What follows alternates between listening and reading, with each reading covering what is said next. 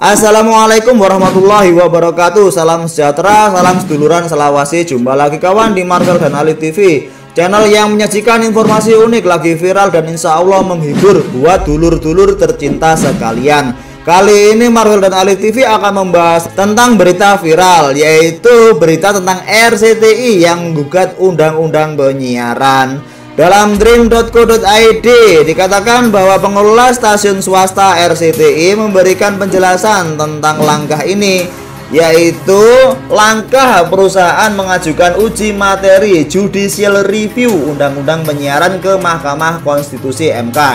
Langkah tersebut mau tidak mau akan membuat aktivitas live streaming tidak bisa dilakukan dengan leluasa lagi karena tidak memiliki izin siar.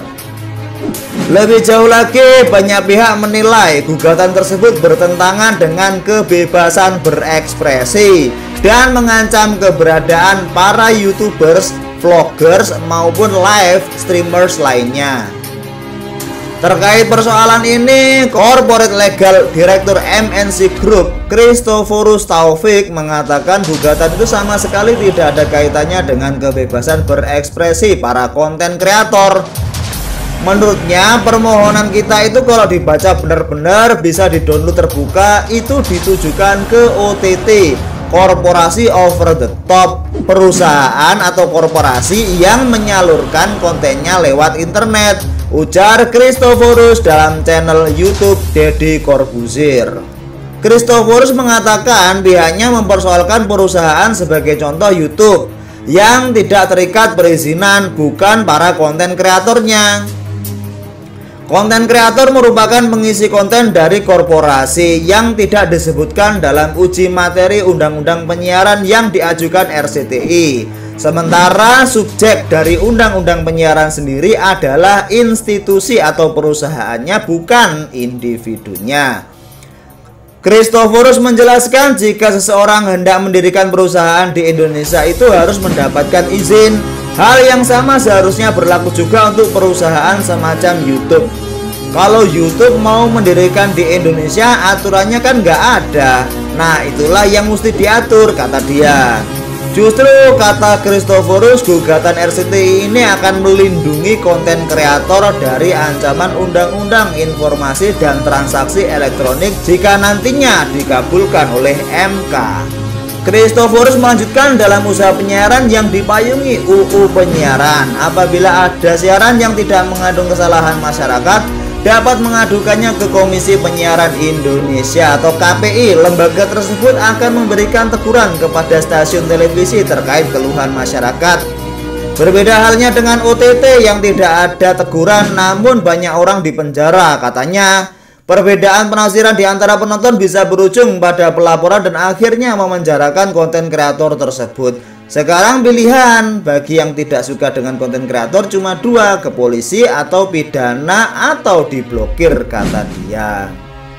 Direktur Programming dan Akuisisi RCTI, Deni Putri, berkata, nantinya jika ada kesalahan pada suatu konten internet, maka perusahaan penyiarnya akan kena teguran, bukan konten kreatornya. Ini jika gugatan tersebut dikabulkan oleh MK. Sama halnya dengan di televisi, bila ada kesalahan dalam kontennya, maka bukan konten kreator atau artisnya yang ditegur, akan tetapi televisinya. Meski misalnya ada improvisasi artis di sana, kata dia. Lebih lanjut, Dini menegaskan pihaknya tidak mempersoalkan konten kreator, namun korporasinya atau perusahaannya. Menurut dia, semua individu bebas untuk melakukan live streaming. Kita bicara korporasi, bukan konten kreator, kata Dini. Tapi gini loh dulur, kita coba pikir-pikir lagi. Kalau yang disikat adalah aturan perusahaannya, maka pasti yang kena dampaknya adalah pekerjanya, bukan begitu toh? Yang disikat aturan media sosial, misalkan aja YouTube Live, Facebook Live, Instagram Live, Periscope, dan yang lainnya, yang live lainnya ya, yang pasti kena dampaknya kan kreatornya. Apa mungkin mereka mengira kita ini orang-orang goblok gitu ya? Tapi dibilang melindungi konten kreator juga nggak masuk akal pastinya. Yang terjadi pasti adalah ancaman kebebasan siaran live di media sosial. tidak leluasa lagi menggunakan media sosial seperti YouTube, Instagram, Facebook, dan lain sebagainya untuk melakukan siaran langsung. Sebagai tambahan ya dulur, mungkin kita masih ingat dengan kasusnya Kopa yang katanya tujuannya melindungi konten kreator anak-anak ya, melindungi konten kreator anak-anak. Tujuannya sih secara jangka pendek bisa dilihat baik, melindungi konten kreator anak-anak agar anak-anak tidak dieksploitasi, katanya sih seperti itu. Tapi jangka panjangnya gini aja, nggak usah jangka panjang lah, jangka menengah saja. Akhirnya hampir, sekali lagi saya katakan, hampir semua konten kreator video anak-anak berhenti total produksinya. Ya karena iklannya kecil dan rekomendasinya juga kecil. Walaupun ada YouTube Kids, tetap akhirnya banyak konten kreator anak yang harus gulung tikar. Mau tidak mau mereka gulung tikar, seperti itu. Apa kita mau seperti itu lagi ya? Apa kita mau dibodoh-bodohi lagi kayak gitu? Namun alhamdulillahnya dalam sidang ketiga yang dihadiri Kemenkominfo sebagai perwakilan pemerintah meminta agar MK menolak, sekali lagi menolak permohonan RCTI dan iNews. Pemerintah menilai apabila permohonan itu dikabulkan, masyarakat tidak bisa mengakses media sosial secara bebas sebab perluasan definisi penyiaran akan mengklasifikasikan tayangan audiovisual sebagai kegiatan penyiaran yang harus memiliki izin siar. Definisi perluasan penyiaran akan mengklasifikasikan kegiatan seperti Instagram TV, Instagram Live, Facebook Live, YouTube Live, dan penyaluran konten audiovisual lainnya dalam platform media sosial akan diharuskan menjadi lembaga penyiaran yang wajib berizin, kata Dirjen Penyelenggara Pos dan Informatika atau PPI Kemenkominfo Ahmad M. Ramli dalam persidangan di MK Rabu 26 Agustus 2020 seperti yang dihimpun dalam Kompas, Tekno, dan Antara pada Kamis 27 Agustus 2020. Menurut Ramli, artinya kita harus menuntut mereka kalau mereka tidak mengajukan izin apabila kegiatan tersebut masuk sebagai penyiaran perorangan, badan usaha, dan lembaga lainnya termasuk kreator konten yang memanfaatkan OTT. Mereka harus memiliki izin sebagai lembaga penyiaran. Jika tidak mengantongi izin, maka mereka bisa dinyatakan melakukan penyiaran ilegal dan terancam sanksi pidana. Wah, ngeri banget ya guys. Kalau misalkan gugatan undang-undang penyiaran RCTI ini dikabulkan MK. Ramli juga menyatakan bahwa penyedia layanan audiovisual umumnya melintasi batas negara, maka mustahil menerapkan hukum Indonesia di luar wilayah yurisdiksi dalam negeri. Lebih lanjut lagi, Ramli juga mengatakan ada perbedaan jelas antara penyiaran yang dilakukan lembaga penyiaran dengan layanan OTT internet. Menurut Ramli, keliru apabila menyamakan layanan penyiaran dengan layanan OTT meskipun konten yang dihasilkan sama-sama audio dan audiovisual. Menurutnya, para pemohon tidak memahami secara utuh dan menyeluruh definisi penyiaran dalam ketentuan pasal tersebut. Menurut Ramli, kegiatan penyiaran dilakukan melalui infrastruktur yang dibangun dan disediakan secara khusus untuk keperluan penyiaran. Hal itu berada di bawah Undang-Undang ITE. Semua media komunikasi massa di Indonesia memiliki aturannya masing-masing.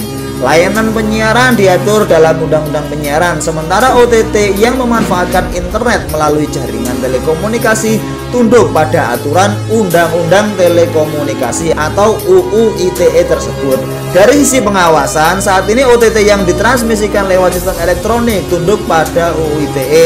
Ramli pun menyarankan agar ada undang-undang baru yang dibuat DPR dan pemerintah untuk mengatur layanan siaran melalui internet. Menurut Ramli, layanan OTT di Indonesia terus berkembang. Apabila gugatan RCTI itu dikabulkan, bukan tidak mungkin akan turut menghambat bahkan mematikan laju ekonomi kreatif dan ekonomi digital masyarakat Indonesia. Dan dari CNN Indonesia, sudah ada sebanyak 2.659 orang menekan petisi menolak gugatan RCTI dan iNews terkait larangan untuk live di media sosial atau medsos seperti YouTube, Facebook, hingga Instagram jika tidak mengantongi izin siar. Ya dulur-dulur, jika gugatan RCTI itu dikabulkan, kita semua terancam enggak bisa lagi pakai fitur Instagram TV, Instagram Live, Facebook Live, YouTube Live, Periscope, dan konten-konten live lainnya. Artinya orang-orang biasa kayak kita ini bakalan sangat kesulitan atau bahkan nggak akan bisa sama sekali live di media sosial. Kalau banyak orang beralih ke media sosial dan nggak lagi nonton televisi, ya jangan salahkan media sosialnya ya. Harusnya mereka lebih introspeksi diri. Apakah selama ini tayangan mereka sudah bagus, sudah menarik, bermanfaat, dan mendidik publik? Ataukah justru malah masih tetap ya kayak gitu-gitu aja, atau justru malah mengalami kemunduran? Andaikan saja gugatan RCTI dan iNews TV itu dikabulkan oleh MK, kita bisa saja dipenjara kalau misalkan upload Instagram Live, YouTube Live, Facebook Live tanpa adanya izin. Waduh, serem banget ya, siaran live saja disamakan dengan kriminal. Jelas sekali kalau yang bisa siaran dibatasi hanya bagi mereka yang punya izin penyiaran, akan berdampak pada terhambatnya pertumbuhan ekonomi kreatif dan digital kita. Kesempatan menikmati AdSense, AdBreak, Amplify, partner Twitch, dan lain-lain yang gurih bakalan berkurang bahkan musnah sama sekali. Juga menghambat kebebasan berekspresi masyarakat dalam dunia online. Belum lagi kalau nanti kita dikatain sebagai negara yang cupu sama negara-negara yang lainnya.